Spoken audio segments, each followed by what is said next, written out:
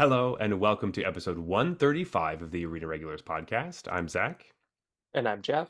and we're your source for drunken Magic the Gathering arena content. That's right. Just a couple of regular dudes drinking some irregular beers and talking about Magic the Gathering. In particular, the online client, MTG Arena. And oh, baby, when I say that this is my favorite episode, I really mean these are my favorite episodes. This is our first sips of Ixalan. Oh, baby. So much fun. We're going to talk about how the format is feeling to us so far after our first thoughts or first sips of it. And we'll get into some of our worth slots, which are cards that we think are important in standard. We will get to that later. But first, each week we drink a beer and then we rate it on a scale from bronze to mythic, just like the tiers in Arena. So, with that, Jeff, what's on tap? Ooh, I'm excited about this. So, some number of episodes ago, we had tried some beer from a brewer around my neck of the woods. It's called Barrel Heart. What they do there is they age saisons and then they mix it with a variety of things. Now we tried, I think last time we tried the Goza, so it's like a salty version, and then we Oh. tried the cherries, so it's Mm-hmm. aged with cherries. This time I went and I was like, "Do you guys sell just like your base, just saison? Don't add anything to it. You just age it." And then he's like, "Of course we do." So I was like, "We got to get that one, so we know what the baseline is, and then all your crazy stuff." Mm-hmm. It was fantastic, by the way. So my expectations are sky high. Sky high, the highest they could be. Yeah. So this is that just aged saison. They haven't added Mm-hmm. anything to it. This is just sort of their base beer. Now you said they kind of changed the recipe to suit what they're like mixing it with. So Mm-hmm. it's not just like they always take this and they add stuff to it, but this is Sure, sort of as close to that as you can get. as you can get. It is called Oubliette of Staves. I love this name. So do Okay. you know what an oubliette is? So I know that there's a magic card called Oubliette, Yeah. and that is all I know. It's like a black enchantment, but besides that, I really don't understand what it is. Yeah, so it comes from French. Oublier is like forget. So oublier in French would be to forget. Okay. An oubliette is basically like a tiny dungeon. So it's like a medieval dungeon that they would throw Mm-hmm. someone in, and it's like we just forget about that person because they're in the oubliette is Oh sort of the God. idea of the word. And I think the only way to get in and out is a trapdoor on the Oh, ceiling. on the ceiling. Oh, gotcha. So it's sometimes called like a bottle dungeon because it is kind of like they threw you into a bottle. Oh. Um, and then a stave is like the piece of wood on a barrel. So the oubliette of staves is the barrel, and they're Mm-hmm. putting the beer in there and then just forgetting about it. And then, like a year or two later, coming back to it. Oh, okay. And this is our beer now. So the oubliette of staves is like a really Ooh, poetic way of talking about the barrel that they're aging this beer in. that's cool. Oh, that's super cool. That makes a lot more sense with their little poem on here. Um, well, Jeff, would you like to read the poem? I believe Sure. I read the last one, so it's You your did time. read the last Yeah, yeah. one. Fervently we brew these beers and lay them down to rest, forgotten for a time unknown in their oubliette of staves. Hmm. Love it. Yeah. So the forgotten for a time unknown makes a lot more sense now on the beer. I do.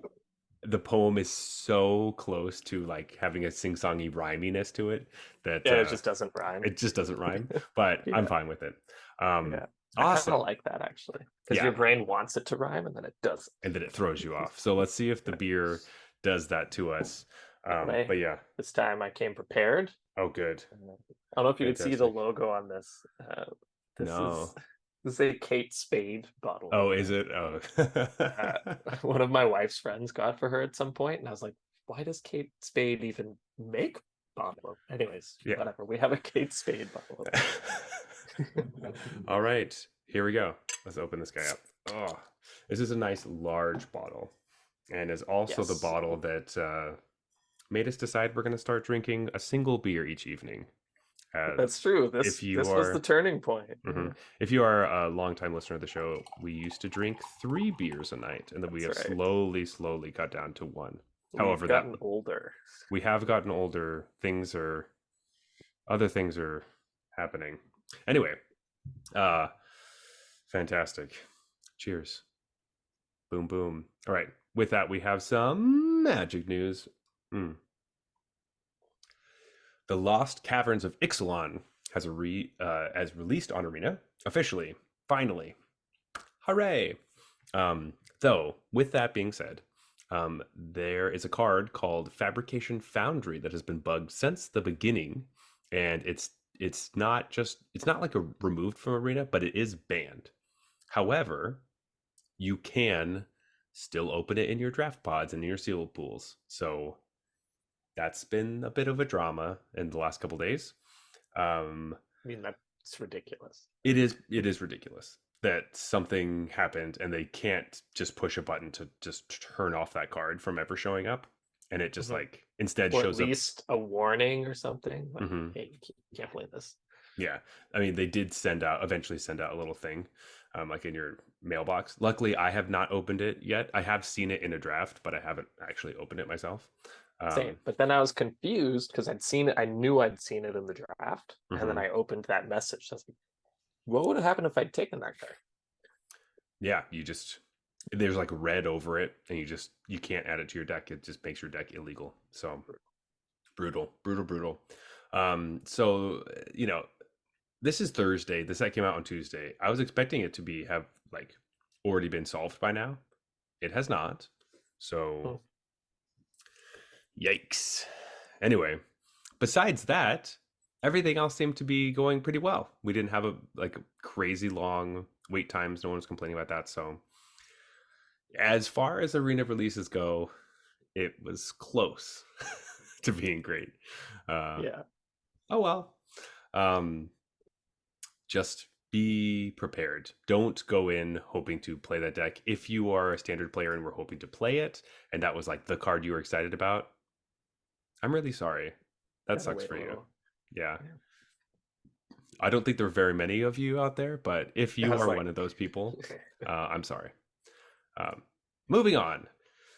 So Jeff, um, how do you like the set? How does it feel? What are your first thoughts, first sips on it? uh, having a lot of fun. I'm playing a Hmm. lot.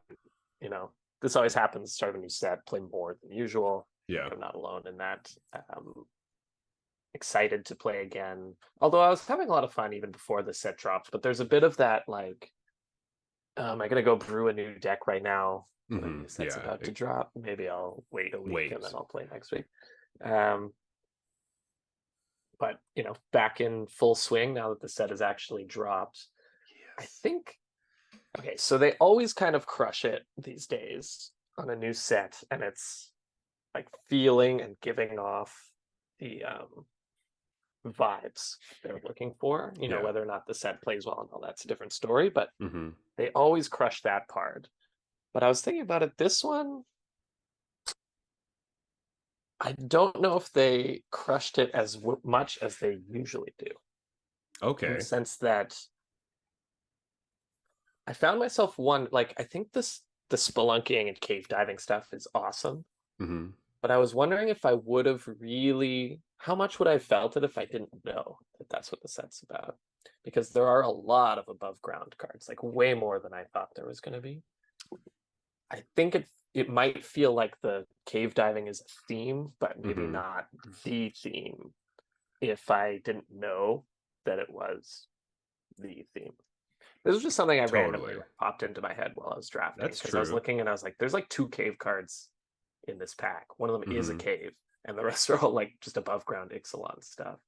And that's an Yeah. Interesting. unusual pack, to be fair. Hmm. Like, I think it's closer to like 50-60% kind of Hmm. cave themed. Yeah. Um, but they said there will be some above ground Ixalan stuff before the set release, and this is more than I was expecting. Expecting. Yeah, that's funny. I hadn't really noticed that or even really thought of it. Mm-hmm. Obviously, certain types of cards lend themselves better in caves, black cards, blue cards, things like that, maybe Yeah. red-ish. Um, s- but that is interesting. Thinking of it from like a art perspective of like the obvious issue being in a cave is that it's dark and you can't have the entire set just dark and not lit from above, which is what we're used to. Right. So And then everything there's has to like be, dinosaurs. How big is this yeah. fucking cave? I mean, the caves are huge. I know that. I Yeah. haven't actually read any of the story yet, but I do know that it's enormous and there's a huge world. But yes, I have been spending most of my time playing flyers, which is something you wouldn't expect to have a ton of in a cave, I would think. Right. Or your advantage of being a flyer is not nearly as important because you have less space to fly. Right. Um, It's more so, bounded. which could make sense why a poison dart frog has the perfect reach and can destroy Oh my anything god, in the man. air. Um, I've gotten my first draft I did, I think I got 3 surprise reach blocks with that guy. I had hmm, 2 of them in my deck, and so many people just attacked like a big angel right into it. And I was like, block? hmm. I And the was that. first time I was like, why do I have priority here during Yeah. the declared blockers phase? And I was like, oh, because I can activate my frog, but obviously I'm not going to do that. Hmm. And I was like, wait a minute, no, it's I'm declaring blockers and it's letting me. This thing has reach. Oh my Yeah. god. Yeah. That card's great. You saw, It's very, very good. It's probably the best. I mean, I've played 2 drafts, but for yeah, me, yeah. I've been treating it like the number one green comic. It's very close. I've played 12 drafts and I I've been getting I there was one in particular game that I got fucking wrecked by a bunch of tree frogs and uh I've been streaming a little bit recently. So if you're interested in that, go to our Discord channel actually. We have a lot of friends that will stream or post stuff. Um so if you're in there, you'll get updates and things. And so if I'm ever A doing lot of that, cool you can content check it to out. find there. Yeah, as well as talk to us and like see decks and all that kind of stuff. And Mhm. bitch about this fucking tree frog. Holy, like it is the cutest card, and I do love it, and it's so wonderful, and it's really strong. But uh, just the strength of my opponent having 2 on the battlefield because I just obviously did the math wrong with their lands, forgetting that the frogs can block and then activate each other, and it That's the thing I just. think people forget about because you'll usually Mhm, have one showing mhm. and then you just block tap and give it death touch. And you're like, great. So I totally just ruined my board into that. And then later in the game, the board state was so huge that I just didn't even see the frog.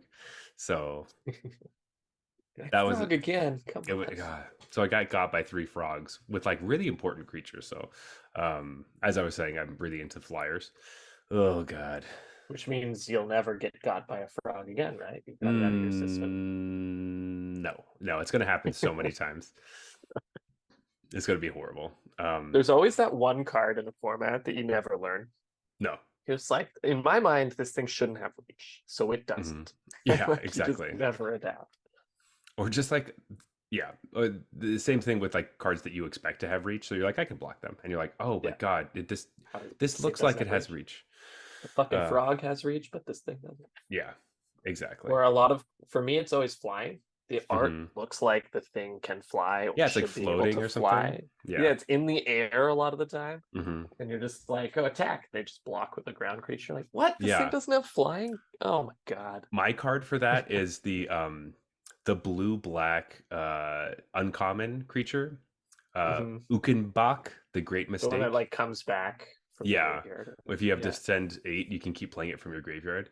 It's like the 5 mana 6/4. It has vigilance and menace, but I always thought it had like in my mind it has vigilance and flying because it looks like Mhm. it's flying because Right. the light source is its body. But if you look really closely, you can see some legs touching the ground, and you're like, "Fuck you! I get it. Artist. Ah, you got me." Which is like a hilarious thing that only Magic players care about, obviously, because it's Yeah. like, you know, It we just do. shows how much of shortcutting I do based on the card art. Yeah, and Like, how yeah, that thing important, flies for sure. yeah, like how important art is on Magic cards. Hmm. Um, It's how I so remember cards. Like, eventually you get to a point, obviously at the beginning you have to read it, but eventually you get to a point where you see the art and you know what the card does. It's mhm, not usually that I read the name of the card and know what it yeah, does. I see the exactly. art, like, guess what that. I know Because the whenever discussion. you like, I was looking at 17 lands earlier today, and it was just showing me a bunch of names of cards, and I was like, Exactly. whoa, Yeah. whoa, whoa, whoa! You got to be Which showing card is me. this? You hover over it. You're like that Yeah. one. You're right. Yeah, Yep. yeah, That one is good. You're right. Yeah. yeah. Yeah. Me telling 17 lands that it's like, I They don't need believe they you. need a small image. Like if they just put like the card art, really even really small, because I know it's a Hmm. big like database. Yeah. That would stop me from having to hover, or when I'm looking at deck lists on Magic.gg or Yeah. whatever. That's the thing. So this isn't, I mean, like we're getting a little off track, but like on Magic websites, this drives me fucking bananas, where they just take the most recent art of whatever card it is, and it's always like some bullshit secret layer or something. And I'm always like, what the hell is What this? is this? Yeah. Yeah, or something that's like, strangely enough, if they take like the art from the image of the card on Arena, it throws me off because like some of the cards aren't like Arena cards, so some of them have like the text looks different because there's no flavor Right. text, and the way that it's written just looks, Arena cards look different. They do. they look different, which is Yeah. fine, and they work really well in the system. But when you put them in the real world or like around other cards, it just looks really strange. They Um, do look really weird and so I in spend the next to a real card. Yeah. yes. So I spend most of my time just focusing on that and not even thinking about the deck list at all. Um, so Or that if you're, particularly lucky and you're looking at a deck list on magic.gg, it will mm, just show you the wrong card the when you wrong hover over card. it. Yeah. I can't believe that the premier website for the World Championship decks You're can't looking show at the World fucking Championship. cards right. Yeah. Like if I I'm like, was whoa, they're playing that card, and then I read the yeah, title, like, oh no, of no, no, course not. they're not. And like if I was looking at deck lists for like Flesh and Blood or like Pokemon or like any other card game, Now that you didn't know and this well. Yeah. that was one of the websites, I'd be like, I don't know if I want to be part of this system if this is how That would you be run so your thing. confusing, right? Yeah. Like you might even be like, which card is actually in the deck? Yeah, because Is the name in the deck list wrong, or is the image wrong? and you We wouldn't know that the image is ludicrous and the name in yeah, the deck list makes sense. because of how things go. But in other games where like the resource system is different, like I don't know. I have no idea. How am I supposed Yeah, to know I if that's wouldn't a know good card or if not? I can't yeah. evaluate cards. Anyway, If it's a fire Pokemon in a fire deck, I don't know, seems I don't reasonable. know. Could be. Yeah. Charizard, So yeah, sounds good. yeah, in actuality, Charizard's like sucks. I don't know. I have Yeah, no idea. I yeah. know nothing about the Pokemon Oh, TCG, you but just made so many people very mad. All of our Pokemon fans are like, Charizard yeah. sucks. What the Excuse fuck? me. Skip. Delete podcast. Unsubscribe. Uh anyway, Blastos for life. Anyway, Oof. You didn't make the worst choice, but you didn't make the best choice. mm, okay, real quick, side tangent. What are you talking about? What is your favorite Pokemon then? If it's not Oh like no, it is Charmander that you got to start with. That's correct. Squirtle's second interesting. best. Bulbasaur's the worst. Bulbasaur, I like Bulbasaur. Bulbasaur gets uglier and uglier as he grows up, and he just kind of sucks. Yeah. Um, So do, here's the thing. I'm talking about the games, right? yeah, yeah, yeah. Like the No, I know movie you're talking about the version. games. Yeah, So the I. first two gyms are rock and water. Mm-hmm, Bulbasaur is good against both of them, mm-hmm, right? Squirtle's good against one of them. hmm. Charmander sucks against both. So if you want to play on hard mode, you play Charmander. You know what I'm saying? Okay. Like the Yeah. true pros play Charmander, because once you get later in the game, you can pick up whatever Pokemon you want to beat whatever Mm-hmm. gym. The Yeah. first couple gyms, you really are riding your starter. And Charmander's an uphill battle, man. He So that sucks makes against him. rock and he sucks against water. So that just means that like he It means sucks you're though. elite if you pick Mm, him. But you get paid no. off later because Charizard's the best. All I remember is that Charmander almost died because it started raining outside in the TV show, and Ash had to go get Oh, him and I like put can't a leaf comment on that. over his tail. Well, I didn't ever play the games. I watched the show a little bit until my Yeah. mom said that I wasn't allowed to anymore. Well, Because it that's promotes animal slavery. So that's I why. mean, it literally just is that if you want That's to frame it that way. yeah, it's like cockfighting, but for kids. Um anyway, I, coming back. Um How so strong is the spear, man? 6.6%. Anyway, uh though I would just want to say, but I've been playing a lot of limited, obviously. It's only been a few days.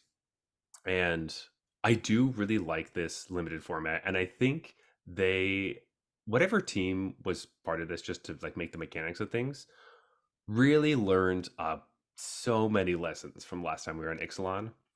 Like, I feel like last time we were there, they were phoning it in and they're like, people are gonna like pirates and dinosaurs.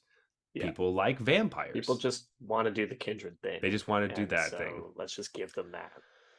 And they do, but they also want other things to do. Do you know what I mean? So I think this Yeah, set so has done a perfect job with that. Like, for sure. So for a quick recap, if you weren't around right. original Ixalan, Hmm. basically what Zach is referring to is it was the same thing. It had dinosaurs, pirates, merfolk, and vampires. Hmm. But it like people used to refer to it as drafting on rails because after you made your first couple of picks, okay, I'm the merfolk deck. Hmm. You basically just take every merfolk card that you see for the rest of the game of the Yeah. draft. So while the doing the whole like kindred thing is cool and people do love it, people also like interesting draft choices. And it Yeah. sort of didn't provide that because after the first few picks, you'd solidify a um, like which deck you were, Hmm. and then you just there was only Were. usually one or maybe two cards in any other pack that was suitable for you. Hmm. And So, so like, you just look at the pack and you know exactly what you should take. Um, and you know what everybody is around you. The only possible interesting thing is that, like, vampires were white black and merfolk were blue green, but there were Grixis pirates, which is blue red black, and then there were Naya dinosaurs, which is white green red. right. So you could be all three or a combination of any of those. So if it could be, but for the most part, it really wasn't. Um, this, however, is fantastic because we Yeah, have this doesn't feel like that at all in my no. arguably limited experience. Ha ha ha ha ha ha Oh, ha. I oh. like it.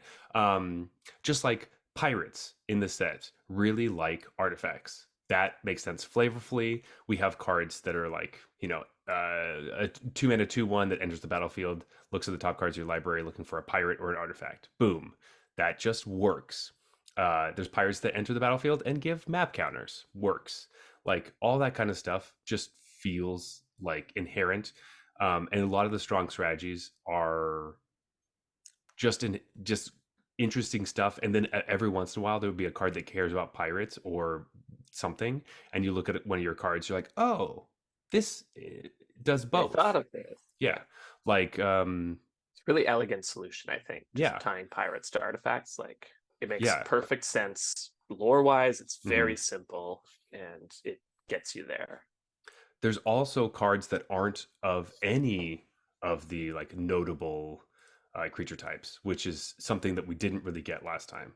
It's like you do just have Yeah, random cards barely that, any and last like time. you don't need every creature to be like that. We can have a fungus and it's fine. You know what I mean?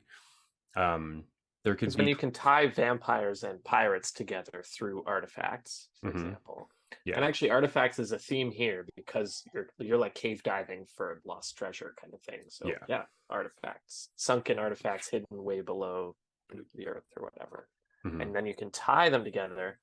You don't need to hit that critical mass of a certain creature type to make kindred even possible. Yeah, And when they tried to do that last time with four different creature types, it's like, well, if you want any of these to be viable, you need a certain critical mass of them, and hmm so that's your whole set with yeah. four different kindred like Yeah, focus deck. where you can play a bunch of cool dinosaurs, but only some dinosaurs care about other dinosaurs. Um, Right. I do think of the types, dinosaur is the one that cares the most about each Yeah, other. it feels the most like traditional kindred Yeah, kind of thing. but we don't have like any lords really. That's like, well, the uncommon of this color is a lord for this Right. creature type, so you want to do that. Like we just, it just feels so amazing. Um, Yeah. so I'm loving that. And all the craft stuff with like artifacts or creatures or islands or anything has been really interesting because, as I'm going to say, in my experience, for the most part, I think games are going much longer than the last set. Hmm. And when we were in Wilds of Eldraine, the games were fairly fast. Now there I are thought you meant then original Ixalan. I was like, yes. oh, yeah. Um, but I think that there are fast decks in this, and we're going to see as things start to shake up. Like, obviously, fast decks are really strong at the beginning of a format where people don't know what they're doing. But as Yeah. people start to, and we've talked about this a lot, you always say Boros is your go to. I think Just start in Boros. You're gonna win your first couple of drafts. now in this set, I actually think that it's blue red is Well, one of the because fastest Boros is decks. kind of discover, Yeah, right? it's So it's like not necessarily all it's about much speed. slower. So like the blue red artifact pirate stuff Right. is Yeah. Yeah. really Yeah. really fast.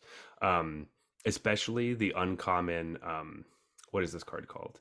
It's the blue uncommon Zoetic Glyph.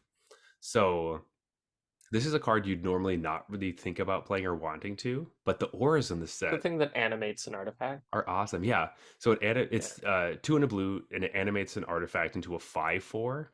But then Oh, whenever 5 is a lot of yeah, power for a map token. so you're like you whatever turn 1 turn 2 you get an artifact somehow. Turn 3 you slam this, start swinging for 5 every turn, and if you're blowing up their blockers, that's just a 4 turn clock and you're like Yeah, smoking them. 5 is a lot. It's a lot. The other thing about this card is that when it goes to the graveyard, you discover 3. So like, all right, you lose your aura and your map token, and then you get another creature or something to replace it, Right. and you just keep moving, and it is And if it's a map token, you can actually, if the 5/4 is not doing it for you, you can actually like cause just that to happen. sack it away. Yeah. Though if a five Probably four pretty corner case, but I don't isn't know doing what it three for you, drop's gonna hit. But like maybe a removal spell or something, right? yeah, if something like that. Which I'll talk a little bit more about Discover in a minute, or later down the line, which would be great. But anyway, um, that's one of the cards. If I see that card going around, I'm like, blue's open. Oh, the fast blue deck is open, and I'm missing it, um, Mm-hmm. which is exciting to me because you don't always get the fast blue decks. So it's fun to have those that aren't like spell stuff. It's just refreshing to have like a blue red deck that isn't all spells. Yeah, because normally I'm just like, I'm just not interested in playing blue red in draft. Hmm. And actually Simic also, the Simic deck I've played against a few times, it doesn't seem that bad. Like it's kind of just explorer, like Yeah, creature explorer. And I'm it's like, that could be kind of cool to play. Maybe I wouldn't hate that. no, it is because like, um, you're both fighting over the Water Wind Scout, which is like the Merf. So this is the thing: the blue green deck wants Merfolk. Water Wind Scout is the Wind Drake that makes a map token in blue. Um, Boy, that's a good common.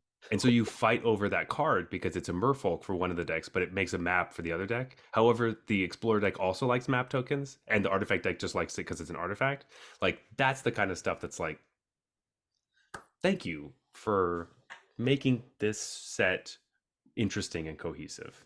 Like I just think I came in really low because it's Ixalan, and I just have like kind of not bad memories, but just like downer memories of Ixalan. Like Yeah. drafts at our LGS were really low at the time. People didn't really want to show up, and it was kind of like, "What are you playing? Ah, pirates again," kind of thing. Yeah. Um, but this, I like this. Yeah. It seems like they, like you said, learned a lot. And Hmm. I find they're always motivated, when because it's not just us that didn't love Ixalan draft. That's like a Hmm. really It's a universally kind of known yeah, I'm sure there are commodity. people out there that loved it, Yeah. obviously. But generally the community thoughts on it are that it sucked. Hmm. Limited resources probably said it was bad, so So everybody else thinks it's bad everyone too. thinks it's bad. Yeah. But they know that. And Hmm. so I find generally when that's the case, they actually come out and hit pretty hard with the new, like they spend enough time curating the limited format Hmm. that time will tell. Maybe next week, 2 weeks from now, we'll say, actually, nope, they missed it. They missed it again. This limited format also sucks. Oh. It doesn't seem that way. Yeah, And it's usually that's not how it happens. Usually they come mhm, back and they say, "We get it. Last time it sucks. Everyone's expecting it to suck again mhm. because it's this, 4 different creature types matter thing, but we're going to mix that up and we figured out a way to do it. We spent the time required to fix that problem." And yeah, I agree. Like, I haven't drafted nearly as much as you, but Mhm. it does just seem like a lot smoother, and it's not. Mhm. It doesn't feel the same. You're not playing against a kindred deck every time. Every match, exactly. You're not just like It's waiting pretty for rare, actually. yeah, because like for the most part, Sometimes you see the player hit like the nuts Merfolk deck or something. You're just like, mhm, okay, like here we go. yeah. But like, You really start with that enchantment that makes Merfolk every time you attack, and then every creature in your deck's a Merfolk. Like, give me a mhm, break. But yeah, well that, um, but like really, the other thing that was funny this first couple days, and I just want to remind everyone of this whenever you listen to this in the future or whatever, but dinosaurs were impossible to draft because no one would let you because everyone was drafting dinosaurs. Like yeah, that was the first, half a dozen drafts I did. Everyone was doing dinosaurs. And like people were posting on Twitter being like, guys, just fucking stop because I want to draft dinosaurs. Everyone else stop drafting dinosaurs. Like, let me do it, please. it's And funny that's a because I'm so disinterested in drafting dinosaurs that I didn't even notice mhm. that. Well, I mean, one of the huge incentives is that you have like the common red removal spell. It's like a single red for a sorcery that deals 2, or it deals the damage. What is it? Triumphant Chomp. So it deals 2 Right. damage, or it deals damage equal to the power of the greatest power of dinosaurs you control.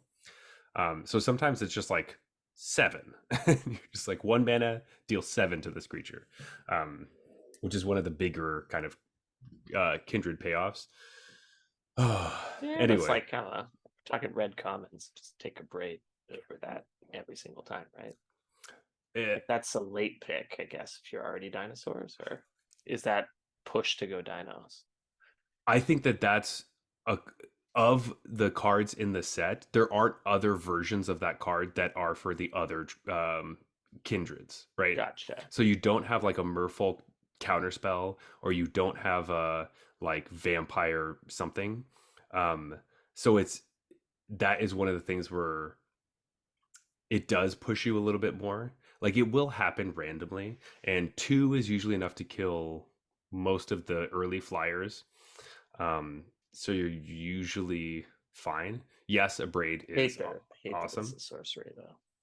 Yeah, well, Like yeah, like sorcery speed shock is quite bad, I think. Or it's not even yes, shock, it's sorcery speed shock only for creatures. So like, I guess the idea is only the dinosaur deck wants this. You yes. don't really want to put this in a red, just any red deck. I would still put it in any red deck, but it's also because you'll probably have some random dinosaur that's just good in your deck that will pump it to 3 or Right. 4. I would So want probably 3 dinosaurs before I would play this, I I would, think. and I would take this to survive early like pirate attacks, and then if it scales later in the game and it actually kills a real creature, awesome. um but I'm also taking a braid. It's just easier to get I guess I'm, these. I'm imagining red as being an aggressive color too, right? So I Yeah. think one of the interesting things about draft is, Ben Stark taught me this, but um, people often think aggro decks want cheap cards, so they want Hmm. the cheap removal. Yeah. Actually, the opposite. Aggro decks need to remove big creatures because that's what stonewalls them. Hmm. Control decks want the cheap removal that kills the cheap creatures, Interesting. right? So because they want to extend the game. Hmm. So you're often like, oh yeah, my aggro deck want now shock is not a good example because shock goes to the face. Yeah. But like magma spray. Hmm. Oh my aggro deck wants magma spray. Not really. You don't care about a 2 toughness creature that much. You just keep Hmm. playing your stuff. You can attack through it. What you need is one of the like big 5 damage removal because you're just not going to get through a 4 or 5. Yeah. Whereas the deck that wants the game to go long, they need those magma sprays because you're Hmm. gonna. And once he said that, I was like, that makes perfect sense. But my instinct had always just been kind of the opposite. Like, oh, you want cheap Yeah. cards in an aggro deck and expensive Hmm. cards in a control And deck. hmm But it's like, no, for removal specifically, it kind of flips on its head because what yeah. you're trying to accomplish with the removal is different. I think that's actually perfect and also a perfect example of this card specifically because the dinosaur deck does want to survive to the late game because it's Mhm. more of like I'm going to play huge threats that you can't deal with, so I need to kill the smaller things. And if Yeah, I do happen to get something bigger and bigger, this removal spell scales with the it game, scales late. Yeah. but also But that's why only I was always thinking costs maybe one. other red decks aren't as interested Hmm. because the Totally. other red decks might be aggressive, not have that many dinosaurs, and uh, Yeah. you're just not that interested in sorcery speed, deal two to a creature Hmm. in an aggro deck. Yeah. While we're here talking about that, I know this is a lot about limited because that's what we've been doing, but I just want to like I almost want to like stamp it, being like, yes, this is what was happening at this time. If it changes later, it does. But Sunshot Militia is a huge Mm. card, which is the one in the red for a 1/3 human soldier, and it says tap two untapped artifacts and or creatures you control, and then it deals 1 damage to each opponent. The caveat is that it's at sorcery speed. However, um, this tends to still kill people very quickly, even when you tap down all of your creatures and all your artifacts every turn, because your opponent is usually in a position where they could attack with all their creatures, but the Sunshot malicious creatures are also big. So it's like I either attack with everything while they're tapped down to deal as much damage as possible to try to race them, but then instead of just tapping all their creatures for 1 damage, they're just going to attack me with everything, which is more. So now I can't even really attack them. I have to just figure out how to kill this stupid militia. And Yeah, it, you literally have to kill the militia. yeah. And like I reading it when it came out, it looked really, really horrible. And I wasn't thinking this card was going to be a role player. And it's actually a huge role player in the format. So this is something I'm glad you brought this up because my brain autocorrect. There are a few cards with this text. My Yeah. brain autocorrected it to artifacts. Hmm. You tap two artifacts, you deal damage. I was like, Hmm. okay, that's trash. Horrible. Let's move on. Like Yeah. even in an artifact deck, is that worth No, no, no, it? no. The fact that it's creep and or creatures makes this card quite strong. And Yeah. I was actually looking at this for standard anvil because Oh, you got some buddy. insane reach with that. And like you have so many random artifact creatures and stuff that just like don't progress into the late game that well. And this is just like tap it all, like ping, ping, ping, ping, ping, ping, ping. Yeah. Tap it Um, all and then sack some of it and then keep going. like yeah, Oh. this it feels like it's going to be one of those decks where you have to be like on your math game to get it right. It's like Hmm. they're at 13, they have four things. Are they dead? Yeah.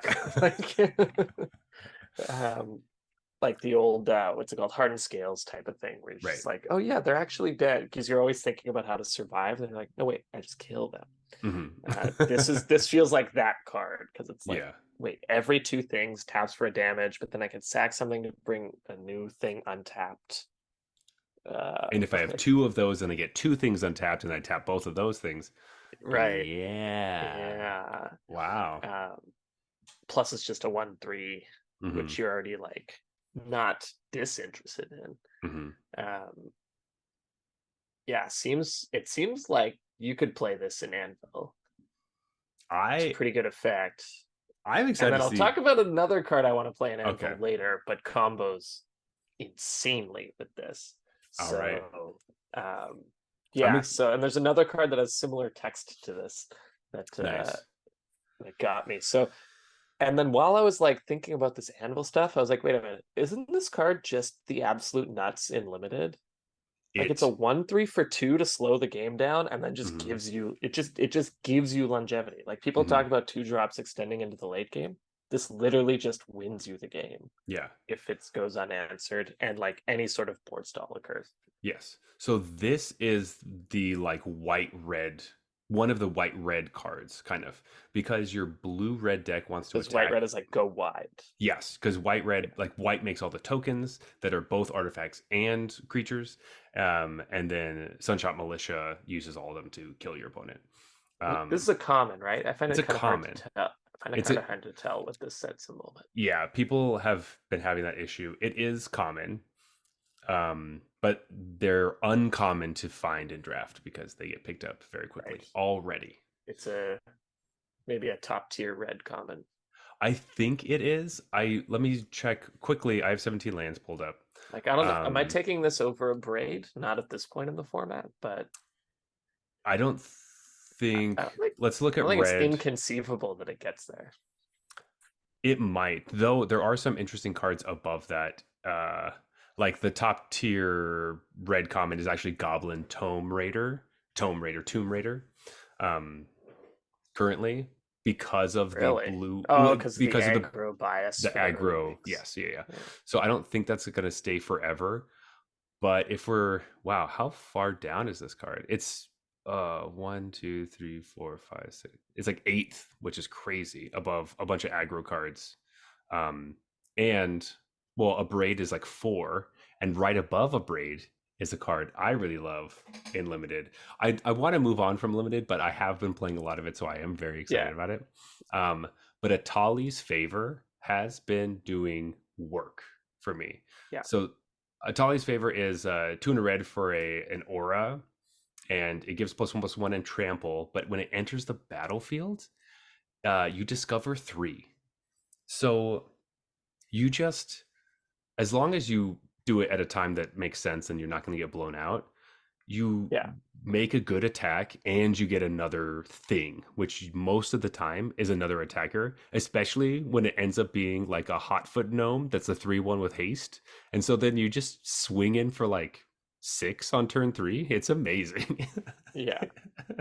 So I love designs like this because auras, the reason they're traditionally so bad and limited Mhm. is they have two problems. The first is that you can play your aura, get your like thing now, and then I kill your creature and you lose both cards. So they're costed in a way that makes them permanent. Like Mhm. +2/+2 as an aura is going to be more expensive than +2/+2 as a combat trick.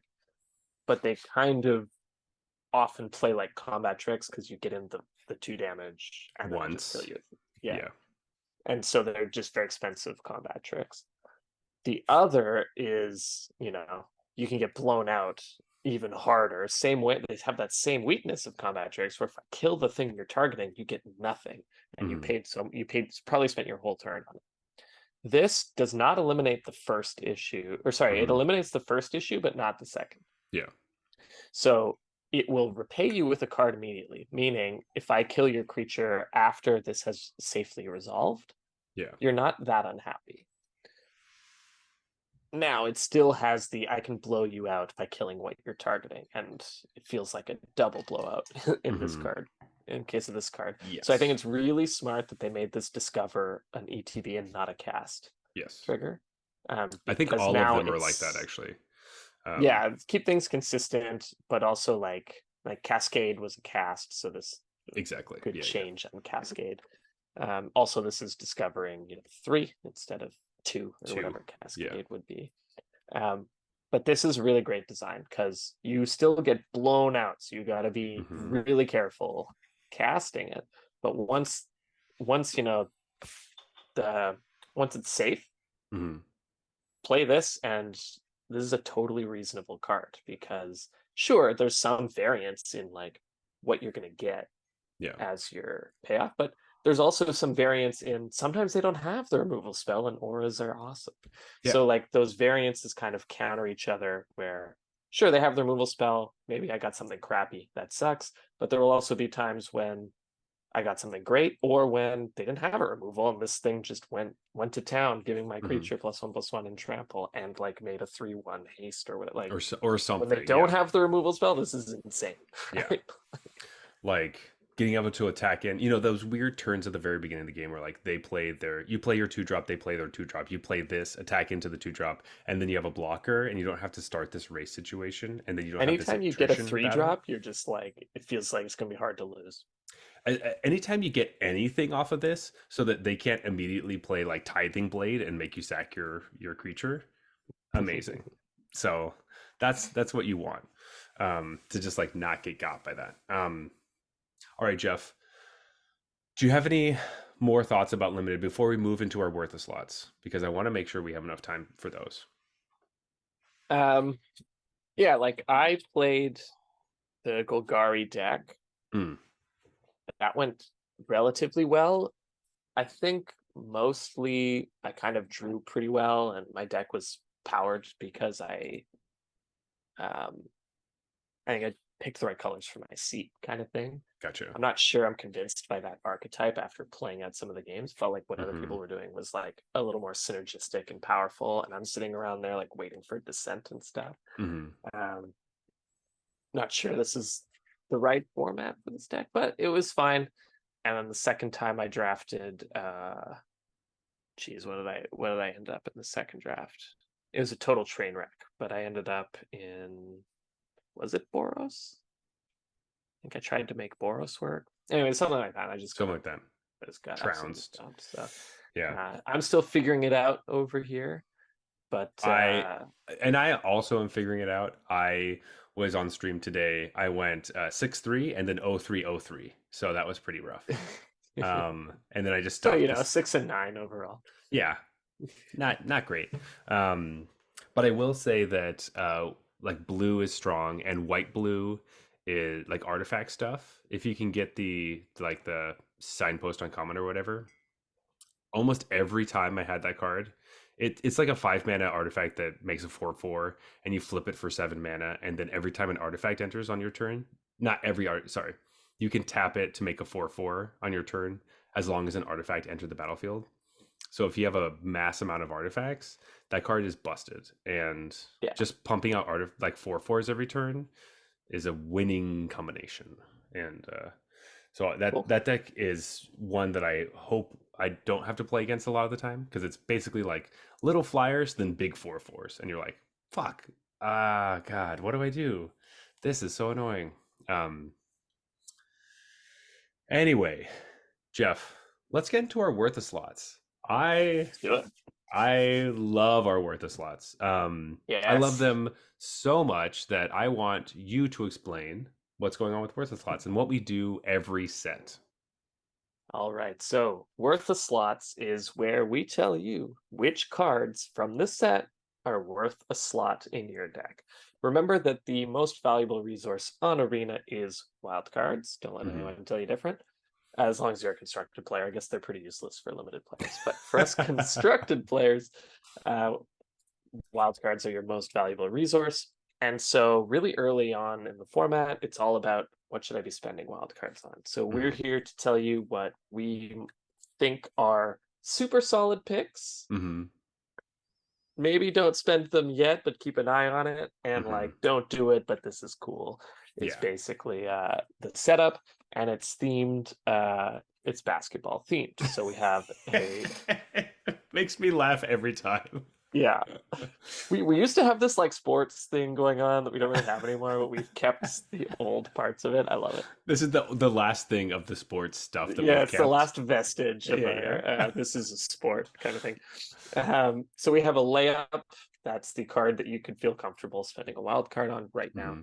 We have a 3-pointer. This is something you should probably keep an eye on. If you have some Hmm. extra wild cards, you think this sounds cool, go for it. But we're not convinced that this is worth a slot in your deck. We want it to be. We think it could be, and Hmm. like, you know.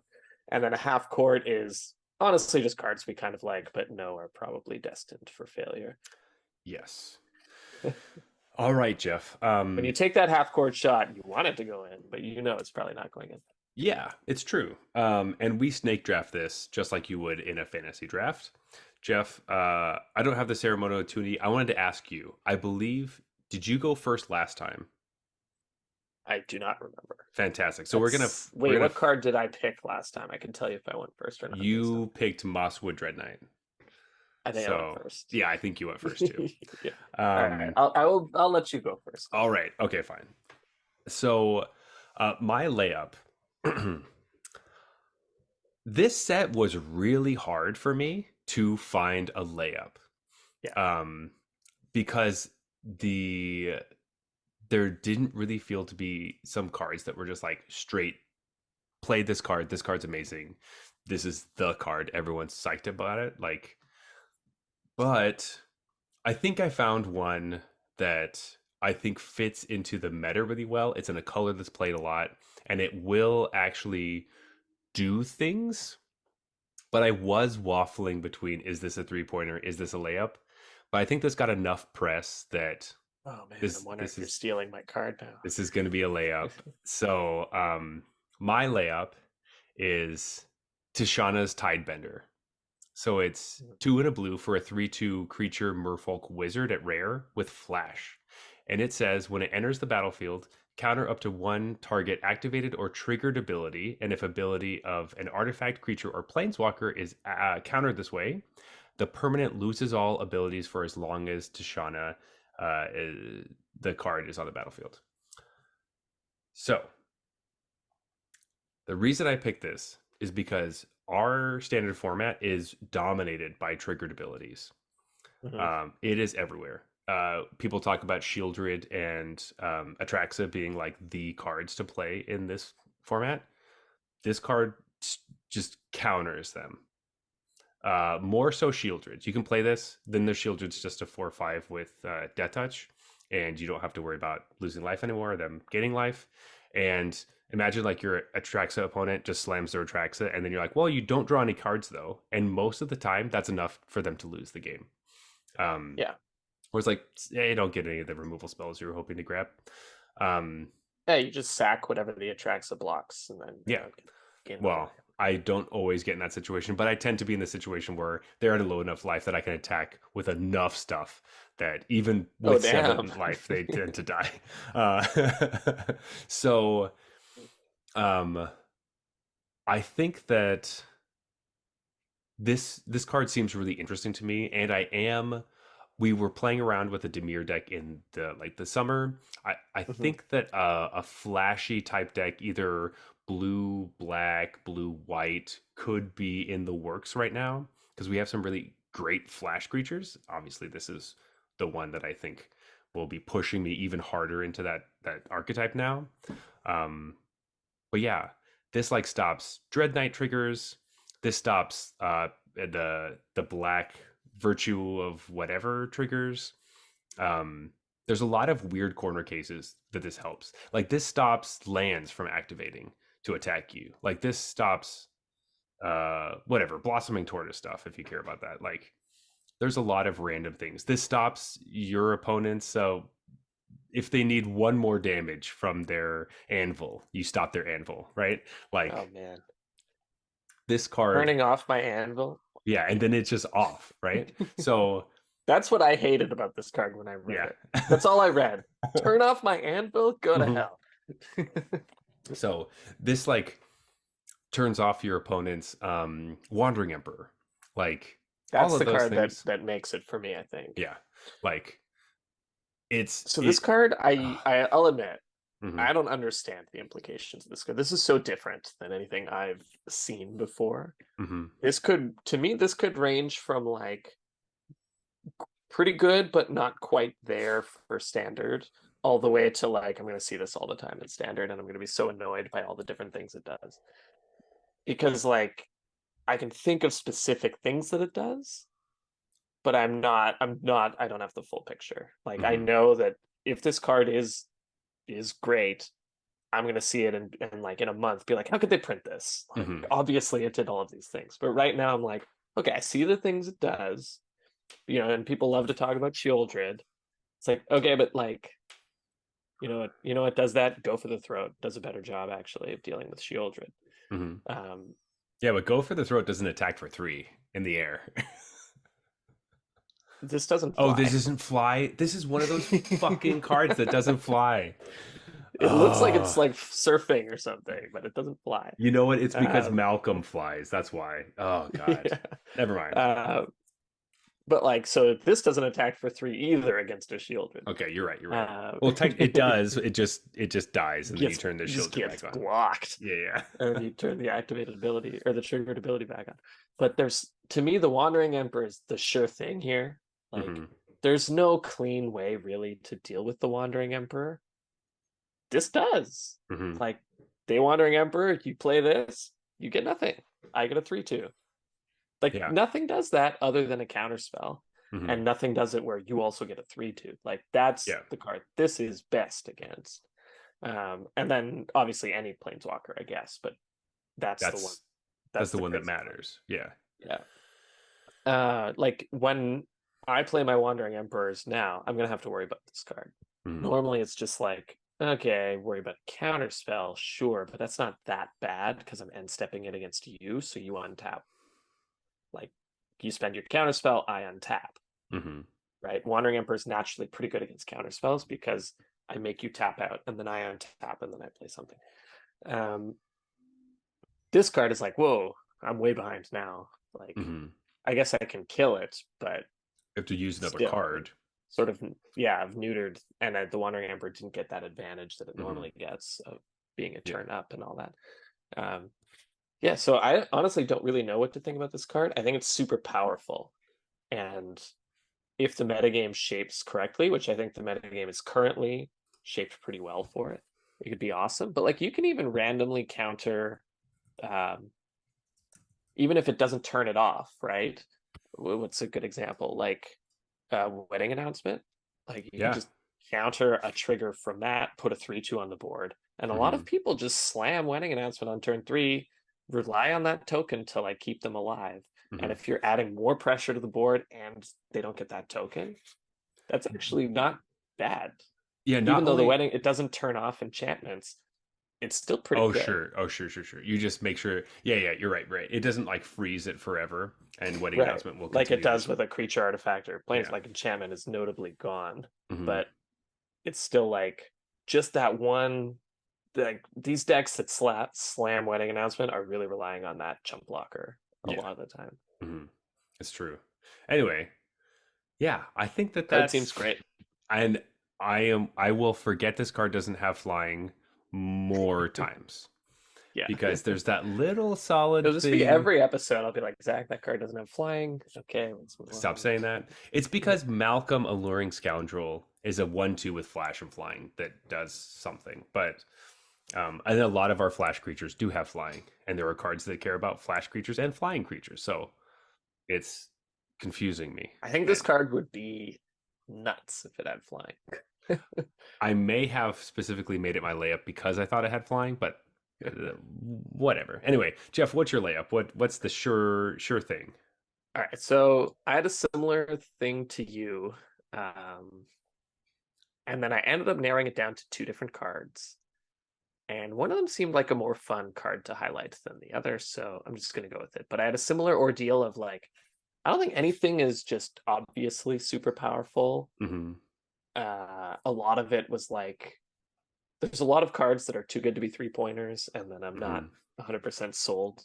So I didn't know about layups. But in the end, I landed on the card that I think is actually just kind of insane, and that is Thousand Moons Smithy. So this is what I was alluding to earlier when I said when I first read some of these cards that Hmm. said artifact and or creature, I thought they only said artifact, and I wrote them off. Yeah. And I came back to this one being like, does that one also say or creature? And it does, and I think that's freaking ridiculous. So Thousand Moon Smithy is an artifact to fly white. It Hmm. is legendary. When it enters the battlefield, you get a gnome soldier creature artifact creature token with its power and toughness are equal to the number of artifacts and or creatures you control. These are big tokens, Hmm. guys. These Then at the are beginning of your sorry. pre-combat main phase, you can tap 5 untapped artifacts and or creatures to transform it. The other side is nuts. It's a land that adds white, and whenever you cast an artifact or creature using it, you create another one of those tokens. This is ridiculous. Like just this card with wedding announcement, that's already like a deck. Like that's already you don't need to do the artifact thing. This can tap itself, by the way, to transform itself. So you'll actually only need Hmm. 4 other ones, but you don't get the land untapped. So No, but you make another one when you play it, so you only need 3 other ones. right. So this Right? alone only requires 3 other creatures. If you have a wedding announcement, that creates That's the 3 creatures. So and it pumps them all. These tokens are freaking huge. And then anytime you play anything except a wedding announcement, Hmm. you get a massive token. This card is very, very good. And there's so many white creature decks. It would blow my mind if this doesn't find its way into white creature decks. And if you have an artifact sub theme, great, but you don't need one because Hmm. it's just they're just huge creatures. And like what I love about it is you have let's say a wrath happens. Hmm. This helps you recover from a wrath so quickly. Like you untap, you play a creature. Okay, they both have summoning sickness, you pass. Next turn you play another creature and you just have a massive board. Hmm. You have four creatures, like two of them are 4/4s, probably bigger because you might have some artifact or something that is generated at the same time. Yeah. Like you now have this ridiculous land, right? Like, man, this card seems nuts. And it would blow my mind if it doesn't appear in some manner, just because there are so many strong white creatures, and all this asks of you is to be a white creature deck. Yeah. I I love that you pointed this out because this is like on the list of cards that had too many words and the flip thing where I Yeah. read the first part and I was like, yeah, I'm not gonna stop reading. I read it as Um, artifacts at first. I was like, no. yeah. When it's Oh, creatures, it's a different fucking story. it absolutely is. Um, these are like super constructs, right? Because Yeah, Karn makes constructs that care about artifacts, so that's where our like initial idea comes from. Is like, exactly. oh, it's a construct. It's like, no, these are busted, huge. Much better. Any creature that creates an artifact on ETB, like, Hmm. It is insane with adds this. two to it. Yeah, Um, awesome. This I am excited for because this feels just like a completely different deck, which is exciting. Um, yeah. Like, I think you build decks around this card. Your top end mhm. is like four of these, and And that's it. that's Maybe it. Wandering Emperor, I guess, probably goes in a similar deck. But you gotta, Sure. choose how many four drops you want to play. So maybe Hmm. you play three of these, two Emperors, or something like that, Absolutely. because these are legendary. Yeah, but the thing is, they're legendary. But you flip one of them as a land, the other one you can just play to get another dude. That's right. And then if And you, it's an artifact, so when you mhm, play this with the you land, get two. triggers. Yeah, that's true. That's true. So you get three pumps. You get two creatures, and then it pumps all your others by three. So that's Just saying, this is legendary I for a reason. It would be insane okay. if you could just stack these. Oh yeah, that'd be so gross. Um, yeah. Okay. All right. All right. All It's a right. card. It's a And card. there will be that slight corner case where you just need one more mana, and so then you end up turning this into you tap the other land, do your stuff, and then turn this into a land, and then it's untapped. Um, Yeah, and I love that, like, it's a legendary artifact. Playing a second one of these when you have one on the board, it's not that bad. You just get another mhm. gigantic token. Like, Yeah, and then you just that's lose it. totally fine. 4 mana for a gigantic token. I'm Right. fine. Like, if you already have one of these and the other token around and stuff, like, token's gonna be big. So Hmm. you don't care that, like, I think you just play four of these because you don't care that much if you Have have two. multiple. Yeah, uh, totally. Especially with the braid in the format, um, Mhm. you're Yeah. totally fine. You're totally fine. Sick. I love it. So Jeff, we're snake drafting. Do you have Ooh. your 3 pointer locked and loaded for us? Yeah, so, oh man, I went back and forth around this so much, but you know what? I always got to give the Anvil players the Anvil stuff, Okay. and this is the card I mentioned earlier that is uh insane with what's the name of the guy? Sunshot Militia. Oh yeah, yeah. Um, so one card I wish it wasn't a mythic rare, but I'm gonna have to do some drafting to pick these up. I am very excited about trying out Oger Axonil Deepest Might. This one might be another too many words for Zach to read. But Yeah. so this is a legendary creature god. It's one of the god cycles. Hmm. It's the red one. It's a 4/4 trample. Check this out. If a red source you control would deal an amount of non-combat damage less than this creature's power to an opponent, it deals damage equal to its power instead. So you slap this down, and all of your pings do 4. 4 damage. Your anvils deal 4. Your Hmm. sunshot, whatever, deals Hmm. 4 every time you tap 2 things. How are they not dead? Of course they Hmm. are dead.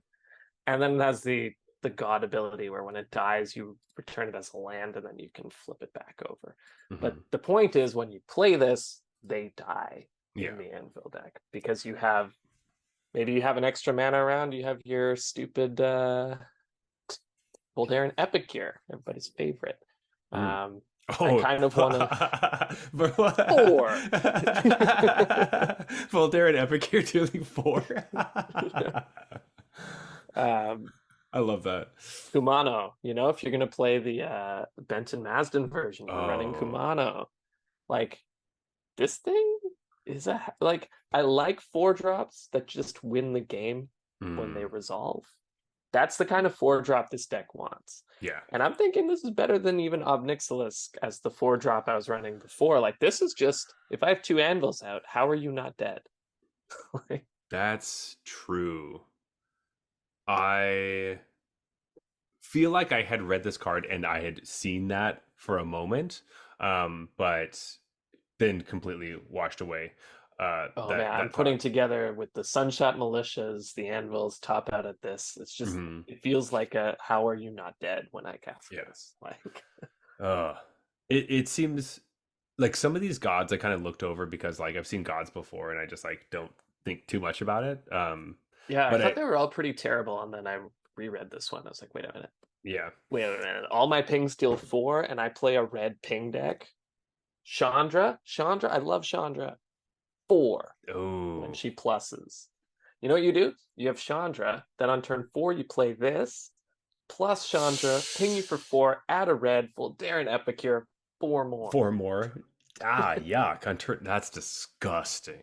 That's disgusting. Obnixilis token, 4. Oh gosh. I love that. That's awesome. Yeah. Um, for everyone though, um, I don't. This is kind of a different tangent, but if you're interested, there is a pronunciation chart in our Discord channel. So this is such a weird name, and this is Yeah. exactly why I I wanted was to know how to do 100%, this. I knew I was wrong, but I Yeah. didn't know how I was wrong, so I just pronounced it phonetically and was Yes. willing to wait to be That's exactly what you should do. But apparently the Jer is O'Hare. So it's like hair. O'Hare Airport. So it's O'Hare Ashonil. Gotcha. So X's Ashen. are sh sounds. That I could have guessed. I thought the J would be more of like a Y sound, I That's what I guess. Like thought too, until I found this on Twitter. And that was actually something I didn't bring up at the very beginning, is that this set has the most difficult cards to pronounce because of the how they're going and looking at how things are like pronounced in these like ancient kind of Aztec I was gonna say languages. like the Mayan Yeah, the Mayan influence, kind of whatever. things. Yeah. And that makes it really difficult because Using and we're not yeah. used to that. Most of the languages in North America we're used to like Spanish and French. And even in And they wouldn't Spanish, have this used is our alphabet, right? So exactly. Um, but yes, uh, O'Hare Ashonil, which is gotcha. I never would have I'm gotten just that. gonna call him Deepest Might because I'm Yeah, not do right. that. Say the red god. That'll work The Red perfectly God, fine. yeah. Yeah. Awesome. Love that. Love that. All right. So I was actually thinking that we might have been fighting over this card as a 3-pointer, but now I'm kind of worried that you think that this might be a half court shot. I had a lot of balls. Like Okay. 3-pointer was the hardest one to choose because I felt Because like I had dozens of almost 3-pointers. almost everything felt like a 3-pointer, and like layup was so difficult. So Yeah. my first thought of a That's part of the 3-pointer, lack of rotation, I think, because there's it's nothing that she's true. like clearly gonna inject into standard. Yeah. So my first two picks were just picking cards that were strong in colors or interesting in colors that are already strong in standard. So this Hmm. card, I was wavering between whether this is actually a half court or not, but I think that it really does make it in the deck that it's in right now. I don't think it's going to be huge, and it would be kind of a fun of one of type of thing. but I would not be surprised at all if I saw people starting to play Squirming Emergence in their Golgari decks. So Mhm. it's 1 black-green for a sorcery. It has Fathomless Descent and just says return to the battlefield. Target non-land permanent card in your graveyard with mana value less than or equal to the number of permanent cards in your graveyard. Uh, because Golgari is like green black is one of the biggest colors that have been dominating standard currently. And when they were switching away from cut down into like um this kind of strategy of like they're playing the black virtue, but also they're milling with blossoming tortoise and putting a bunch of lands into their graveyard, and then you have the Mosswort Dread Knight that goes into your graveyard, and some people were still playing Tenacious Underdog. You're getting a lot of this like kind of graveyard strategy, and you're dumping things into your bin with the hopes of bringing it back with your black persistence or virtue. I don't remember what that card's called. Virtue of persistence, virtue of black something. I can't remember. I don't remember if what I think it is persistence, right? or Loyalty is the pestilence. white one. Loyalty is the white one. I for whatever reason persistence feels like a white name. So I know. I was like, is that the white one? They're like, no, loyalty is the white one. I loyalty. went So through it is that same persistence. like Yeah. mental Thing. gymnastics Um, there. so this card already has that like, hey, we're gonna start bringing things back from the graveyard, and most of the time, all of your cards are 4 or less. So like, that's not that many cards. Now, you don't want to have too many of these Squirming Emergences in your deck so that you aren't milling permanents, but like this gets back a bunch of stuff. This could get back like your Mosswood Dread Knight that like died and you didn't, or somebody countered it and you couldn't use it to loop, or like any of the different types of things that you're hoping for. You already have your Blossoming Tortoise that's bringing back your lands. This slots into that other feel of like, hey, what if we didn't only bring back lands? We could bring back a bunch of other stuff before we have 7 mana to slam our big enchantment. So I think maybe 2 copies would be an interesting thing to fit in there, and it just seems like a cool card to be there. I like. I don't think it's so far out that it is a half court. It felt a little bit too cheeky because the colors are actually really playable, and most of your targets are not huge. So yeah, that's it. That's what I have to say. Yeah, no, I dig this card. I was thinking of it more in just like in a pure reanimator framework. Mm-hmm. This is as fast as you can get now. Yes. So reanimator is always 5 mana now. Mm-hmm. They've been pretty clear about that. This is breaking the rules because you can get to 6 by turn 3. Mm-hmm. And so if you happen to mill a 6-drop as one of those 6 and everything in your deck is A permanent. permanent, you can turn 3 reanimate a 6-drop. Like, Mm-hmm. and I like that they're giving that back to us. They're giving it to us with a condition A that's not big easy condition. to fulfill. Mm-hmm. Given that this itself is not a permanent, I think that's the Mm-hmm. biggest weakness of this card. If it was like a enchantment that did it or something, That then. it'd be insane. Mm-hmm. Well, it wouldn't be insane, but it would be a lot better. Yeah. Yeah, I think this is a good like 3-pointer.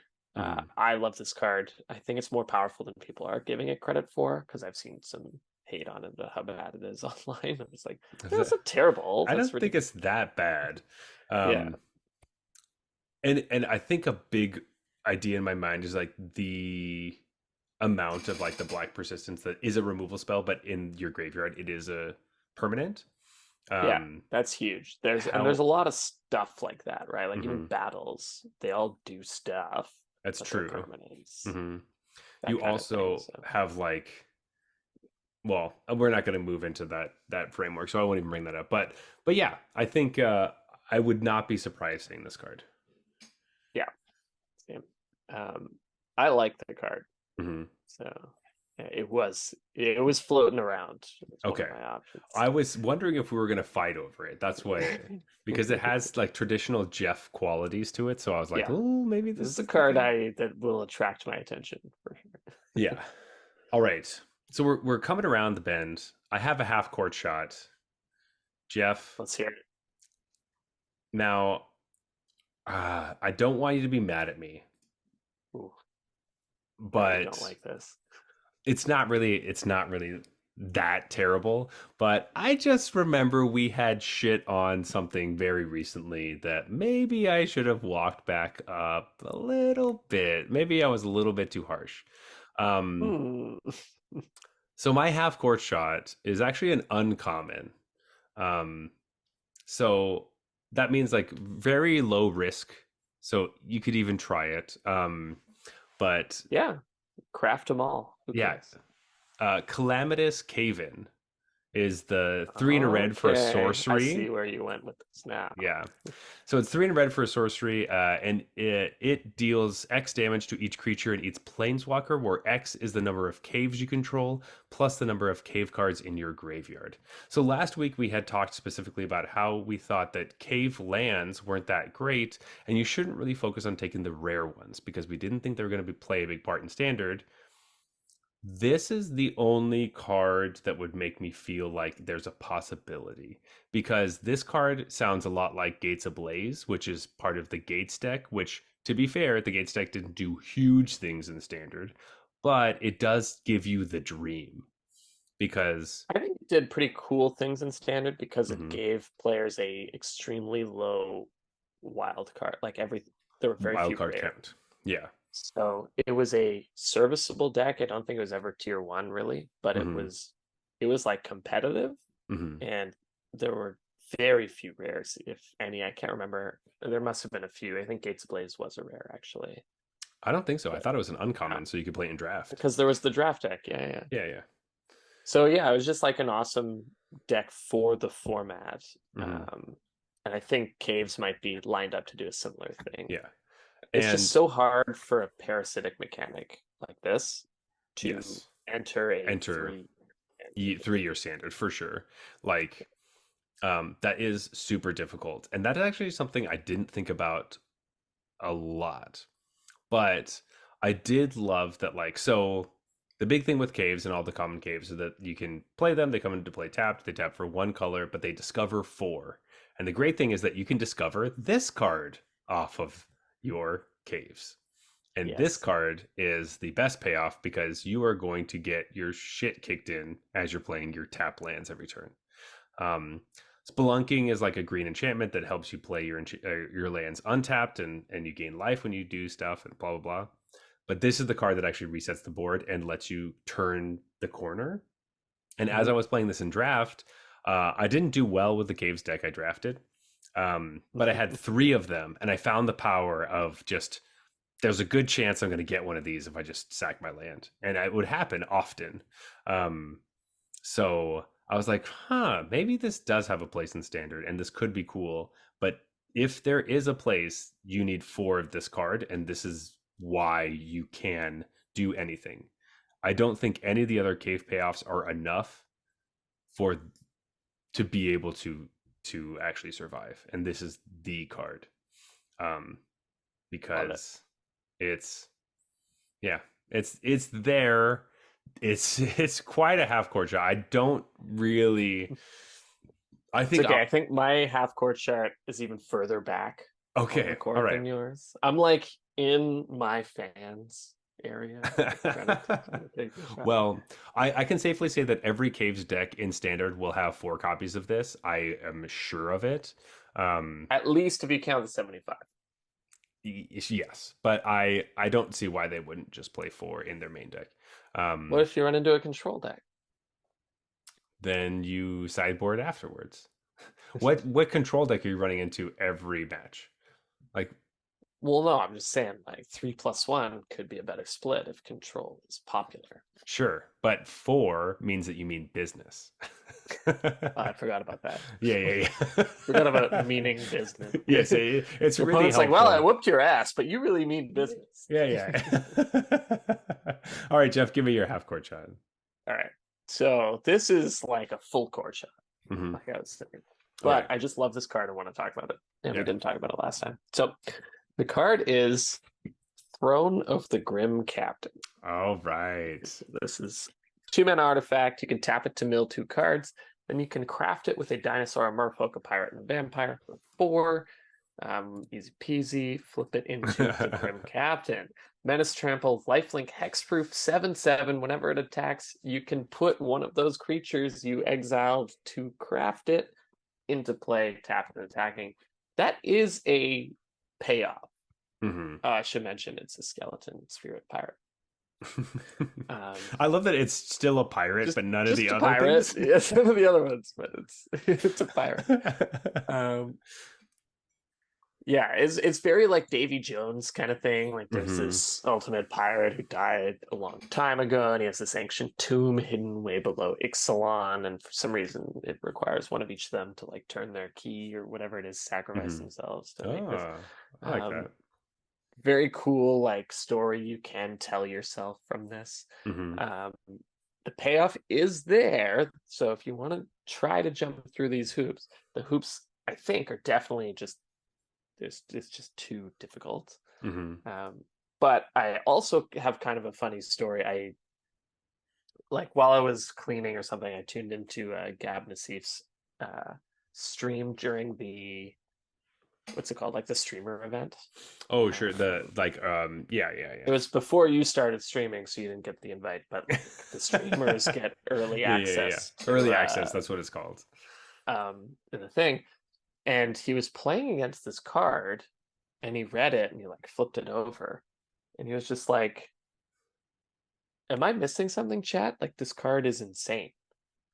Like, how do you deal with the creature on the backside?" And he's just like talking about it, like it has hexproof, and people, his chat's saying, "Oh well, it doesn't have indestructible, so you can like play Sunfall to kill it and stuff." And he's like, "So you have to play Sunfall, or you just lose the game now? Like, I don't understand." And he just has this like the payoff is too high, and he's going on and on about it, like, you know. And then at one point he just says, "Oh, why didn't they activate that?" And someone says, "Oh, he's missing Merfolk or whatever," because the person had been milling and they had the whole thing going on. And he like hovers over it again. He's like, "Oh, you need one of each. I thought you just needed one of any of these 4 things." Oh. And then and he's like, "Oh yeah, the card's a little worse than I thought, actually." Yeah. It might have just gone from best card they've ever printed to like worst card in the set in my mind, with one reread. Yeah. Craft with 1 card, craft with 4. I'm just sitting there like, what am I missing that Gabriel Nassif thinks this card is good? Like I'm gonna respect your opinion, but how is this card not terrible? Yeah. That's so this card was my other option. I was looking at this one really intently because I just love the flavor of it so much. It's so cool. It's so cool. And I know people are going to be trying this. I know as I like climb the ranks of the ladder, or I jump into a few events, I'm going to play against someone trying to do this. Yes. And I'm pretty sure I'm going to go like cha-ching and get the easy win. But this is a really great thing to do after you've already crafted all of your creature lands for the set and you need more things to craft. That is when you start to do stuff like this.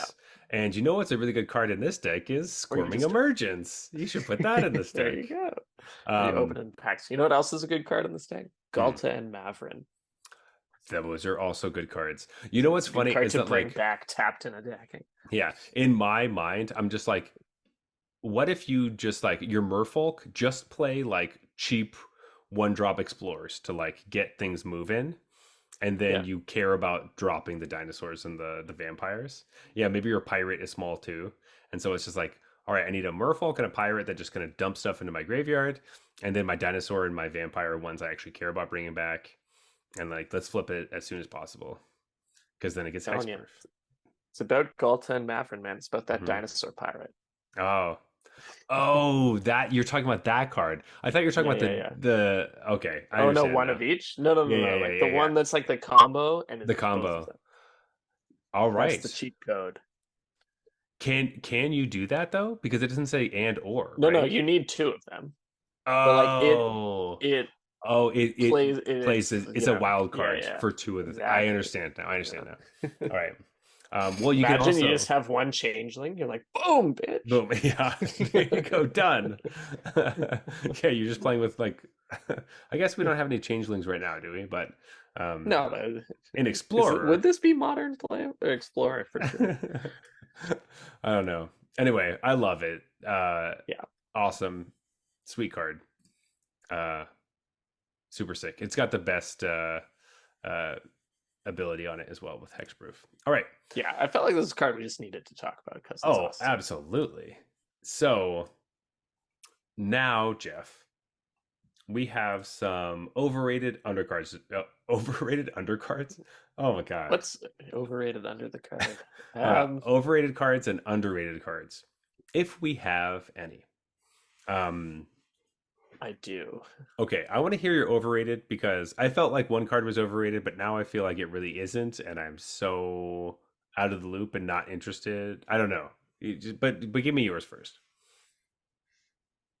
Okay, so the card that I think is overrated, Mm-hmm. having tuned into a bit more social media than I have in the past, so now I actually Mm-hmm. feel good about this one.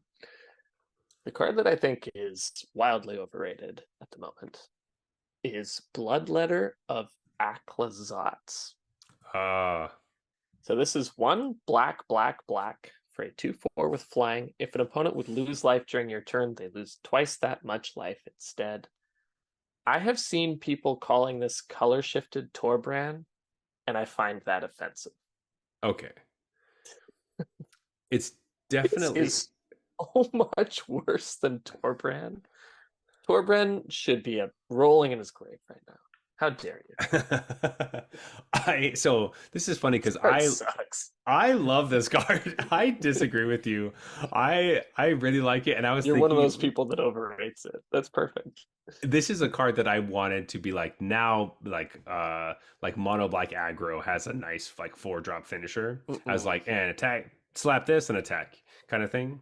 Um I love it. I love it. I think it's great. Block it, man. What are you talking about? This sucks. Block it. I'm not talking about it. I'm talking about the other creatures that you're attacking with. Um Yeah, you block them as well. That does nothing in combat.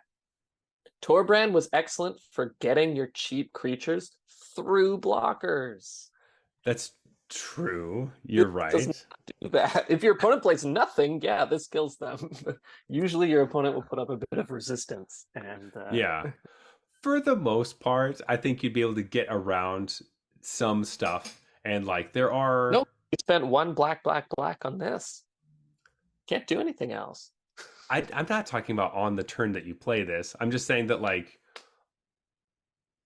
anyway, I don't want to get into a huge fight. Card sucks. I haven't You will seen not see this anyone card. freak out about this card. I almost picked this as like an underrated card because I liked it. Really, I'm seeing people go crazy about this, and they're That's just like, hilarious.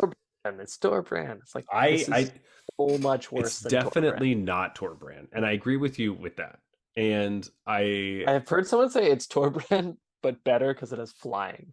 It's like, are you fucking kidding me? I also don't agree with that. The other thing is like being in red, like there's like a history of cards that just like deal damage to your opponent's face that like get Yeah, boosted. yeah. And like we don't get as many cards that like make your opponent lose life in black. Like just I mean, it, I guess if your opponent just taps all their fucking pain lands while after you play this, they're gonna die. But yeah, sure. Or like I don't know, are you playing like Vampire's Kiss or something that like just like like pauper cards that like deal 2 or like make them lose 2 life and you gain 2 life or something? But like no, like I was just seeing a lot of chatter about this card, and I think you will see zero of it next week. it's true. This is the card that I thought was I didn't hear anyone talk about it, and I thought that it was going to Yeah, be we were cool. not intersecting. I'm on. I think I'm on the Twitterverse, and you're in Reddit, and I'm missing it. But Oh, it was streams actually. I was watching oh, Jim Davis's stream and well, stuff, and they were Jim just like, oh, all Davis's that stream. cards.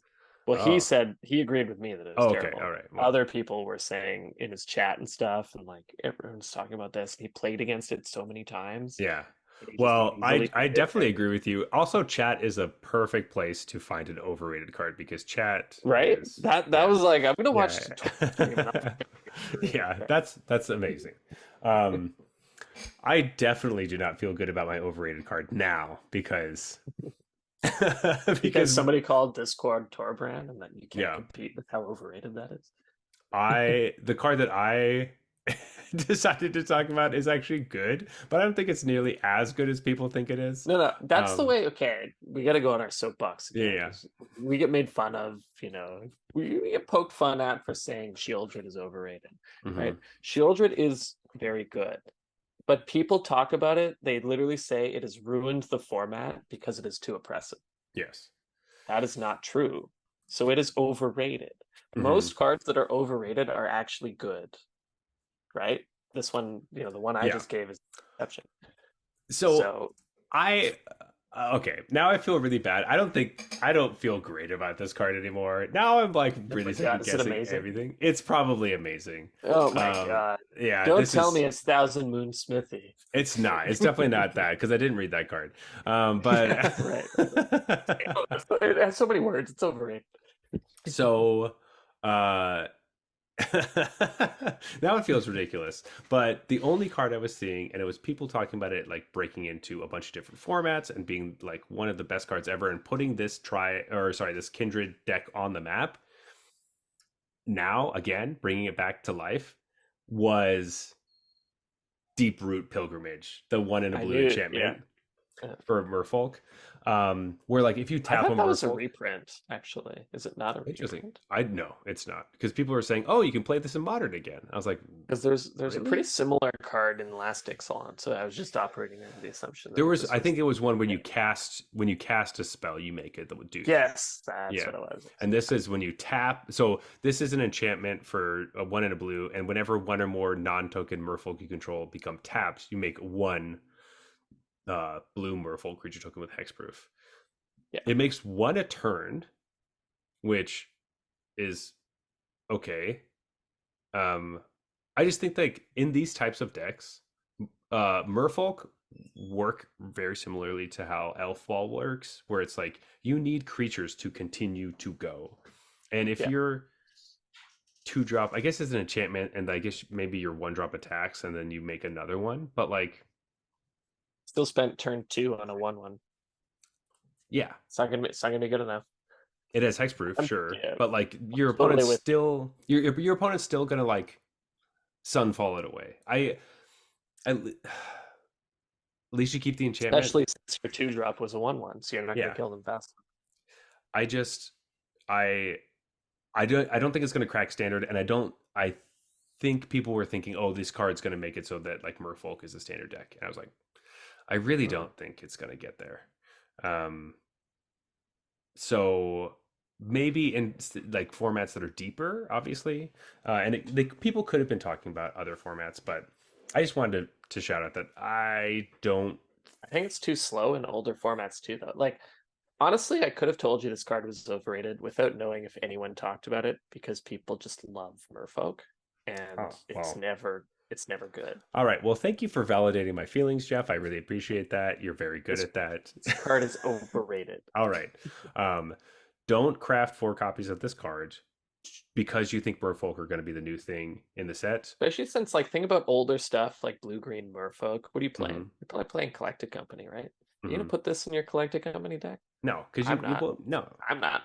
no, because like yeah, you're losing hits, and if you're yeah, The only non-creature that's acceptable to hit off Collected Company is another Collected Company. yeah, exactly. Like you want your 2 drop to be like bring another Merfolk with Lord, it. there are enough to drop Merfolk Lords. It's better than That's this. true. Yeah, yeah, that's true. It doesn't do any of that. Fantastic. Overrated. Overrated. Oh, I feel so much better now. All right. All right. So I do have an underrated card. I actually don't know how underrated it really is, uh, except for the fact that it does much more than I thought it did, and I think everyone should know about it. Love it. because it's awesome, and it's one of the cards that I easily could have not read because it has text on it, text at any of any kind. So much. Um, Yeah, I only play vanilla creatures. so my underrated card, which people should put on their radar and they should be looking at, and if this becomes like there's really powerful stuff this thing does, is O'Hare Pakpatik Deepest Epoch, which is the blue god. Blue It's one, a thank you.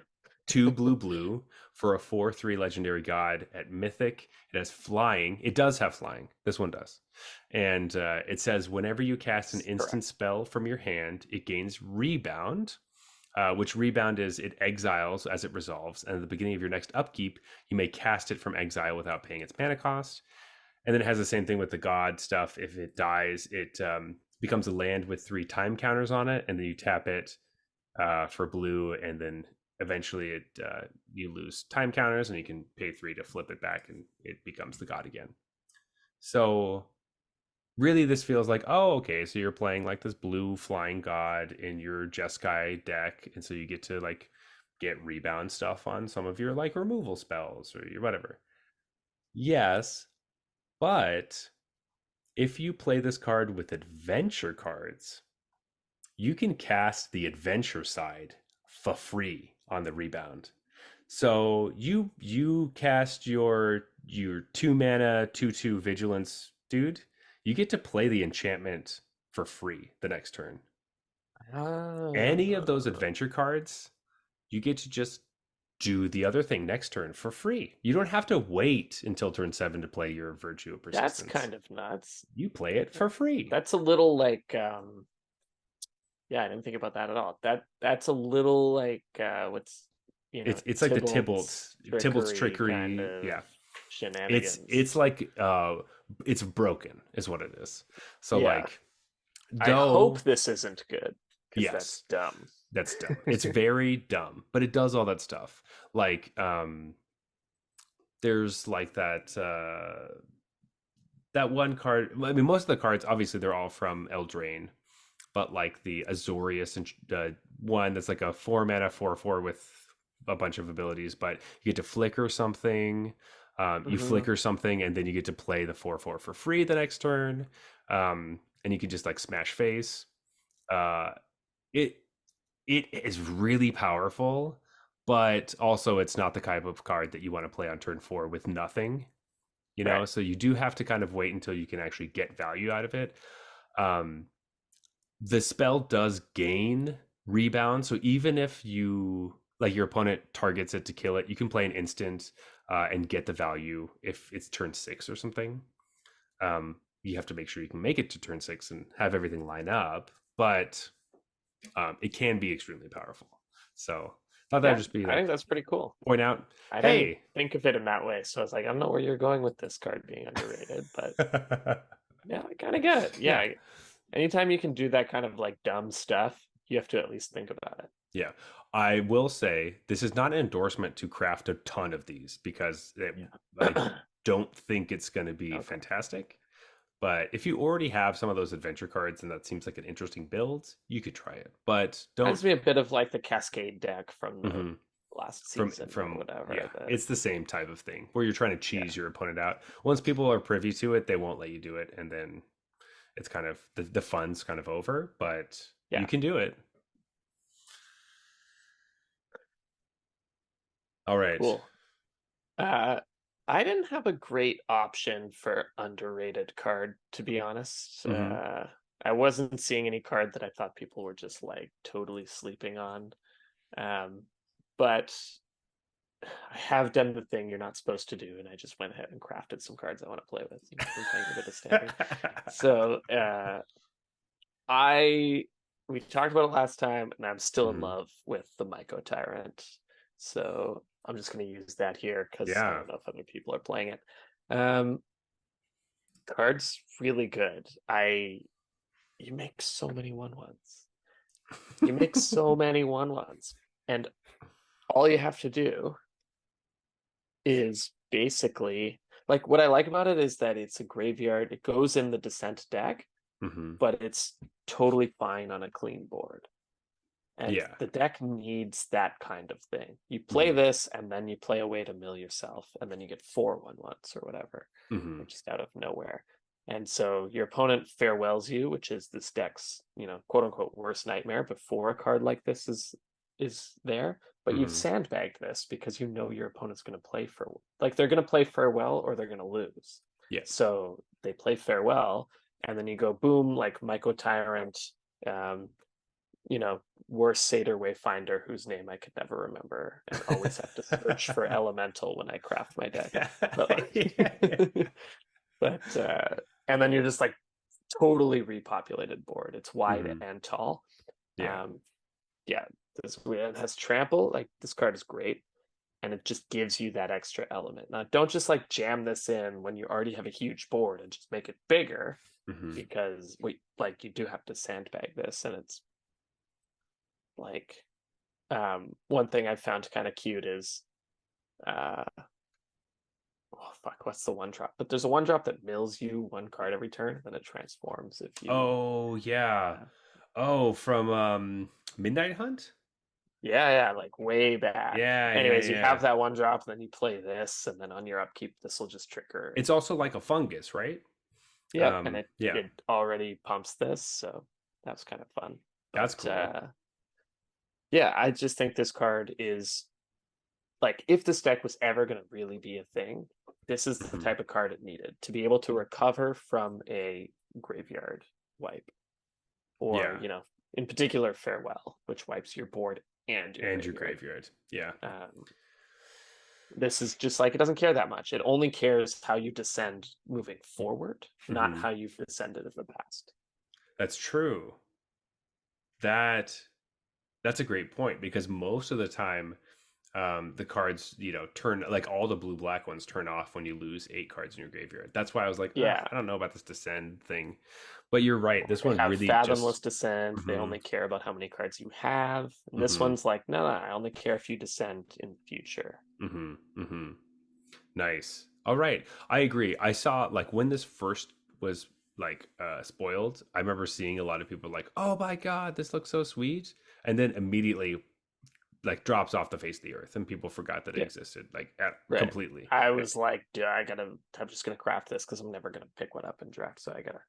Yeah. I just want That to play this deck. that is one of the things with like mythics when we're talking about like no pass lists, like you rarely see the mythics actually come around.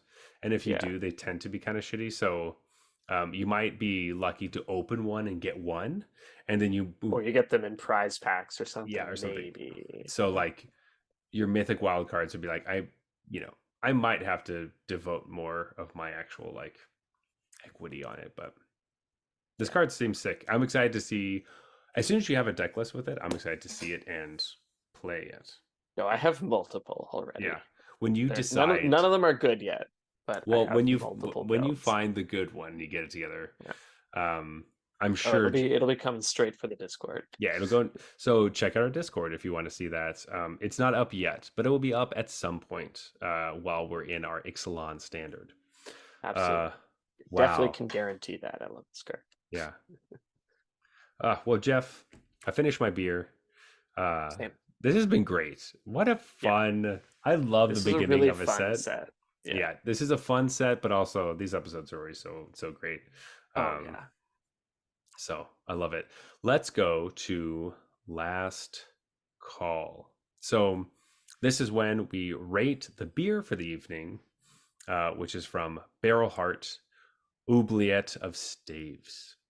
So, as always, we rate our beers on a scale from bronze to mythic, just like the tiers in Arena. However, this has nothing to do with what tier you are in currently or a tiers you just happen to play in. It's just a fun way to rate beers.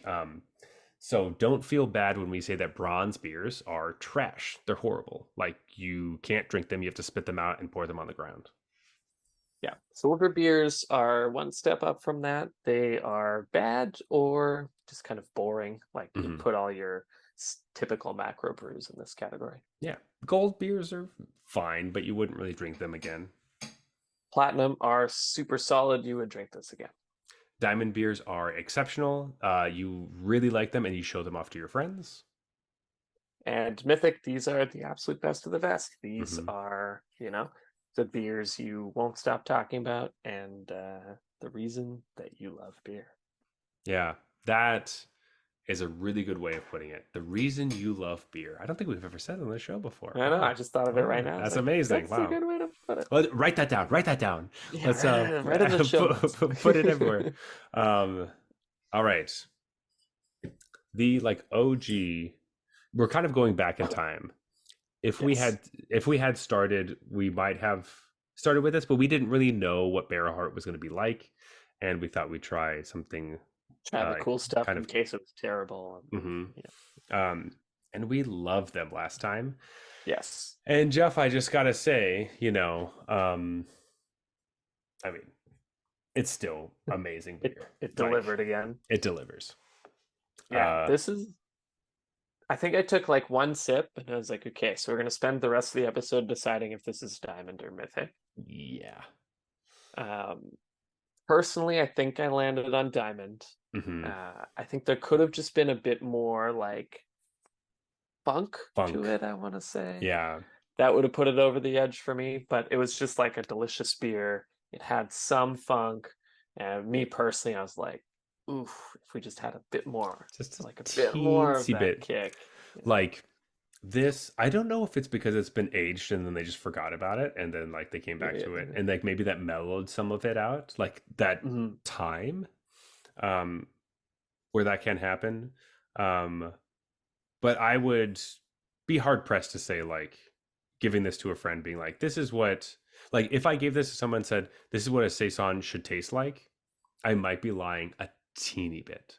Right. Yeah. um which is why it goes into diamond instead of mythic, being like Yeah. this is the gold standard, but this beer is amazing and I can see why they want to make this and then add different things to it to bump it up a little bit. Because Yeah. we like we said before, we had one that had cherries in it, which I think bumped a little bit of the funkiness because of the fruit Right. tends to make things kind of funky. Yeah. You um get those sugars from the yeah, fruit in there. but this one, fantastic. I can see why they made this originally Yeah. and were like, oh, we should be making lots of beer. Yeah. And it's Yeah. It's really, it's really good. I think the very way you good. put it is perfect. Like, Hmm. if I told someone this is like a saison, if you like this, you're gonna like saison. Hmm. I might be pulling, like fibbing a little bit, Yeah, just a to get little them to bit. try some saison. Exactly. So Yeah. they're gonna love this, and then they might try another saison and be like, And then be "Oh, like, that's oh, yeah, exactly. And they're like, well, it's not like that other one I had. I love that one. And you're like, yeah, yeah, that one's not perfect in its style that representation. one's just an awesome beer." It's just really good. Yeah, I knew I you were would. gonna like that one, and this was my way of getting you to try saison. Exactly. But this one is wonderful. I think saisons are just like jumping up on my list of like beers I really love, I love which saisons. I Yeah. used to feel like different. I think the first saison I had was just like too funky on that spectrum. To be It fair, had you like. can like it's an unforgiving style, so it's Mhm. like if you're bad, it really sucks, and if you're really good, then it shows. I feel like the first one I had was like passion fruit or like guava or something, and it just Right. like Yeah. really threw Yeah. me off. Um, and so it was like a variation on a style that wasn't executed extremely well. So, but this is Yeah. executed But if very this well. is your idea of a Hmm. saison, or like the other ones we've had, which are derivatives of it, like Hmm. it's a totally different story. It's totally different. So anyway, great stuff as always. Barrel Heart, fantastic, great folks. And I also Great wonder if beer. I had like a random label, never tried their stuff before, Hmm. just had this beer, like would I have rated it mythic, being like blown out of the water, like this is amazing? Um, Possibly, but because it was Barrel Heart, Hmm. I might have been like, That's I know true. they've made stuff that's even Hmm. better than this. So Their Goza was so good the that Gozo is fantastic. I'm it's still like comparing everything to that. it's so hard. If it's as good as that. Yeah, I need to get me some more of those. But anyway, with that being said, we should kind of finish it up. Well, let's go to closing time. Let's do it. Let's sweep up the floors, flip up the bar stools, throwing us back to our sports bar days. Um, Yeah. you can always reach us at Arena Regulars on Twitter and Instagram. You may also find us on Arena itself under the username Arena Regulars Podcast. If you want to talk to me personally, you can find me at Twitter and Instagram as Zulberg, that's Zulberg. But you can also find my stream, which I've been doing a little bit more of, which is regular_Zach at Twitch. And that's Zach with an H. Yes, with an H. Now Thank it matters. It does matter. Yeah. Yeah, you can find me on the Discord channel. I go by Regular Jeff on the Discord, and the link for that should be in the show notes. It should be. Also, please leave us a review on Apple Podcasts. Follow us on Spotify. Leave us a review there. We had one recently that was amazing, and we posted it on our social media platforms because you give us some praise, but we want everyone to see what people think of the show. But honestly, it just makes us feel really good. The first person I shared it to was Jeff, just to be like, hey. Yes. Love people like the show, and that's what we like the most. So please leave your thoughts. Find us on YouTube as well, and leave us your comments there. This has been the Arena Regulars, reminding you that when you draft Sunshot Militia, don't be afraid to just tap all your stuff every turn, because unless you're dead on the crackback, they can't really afford to attack. Good night.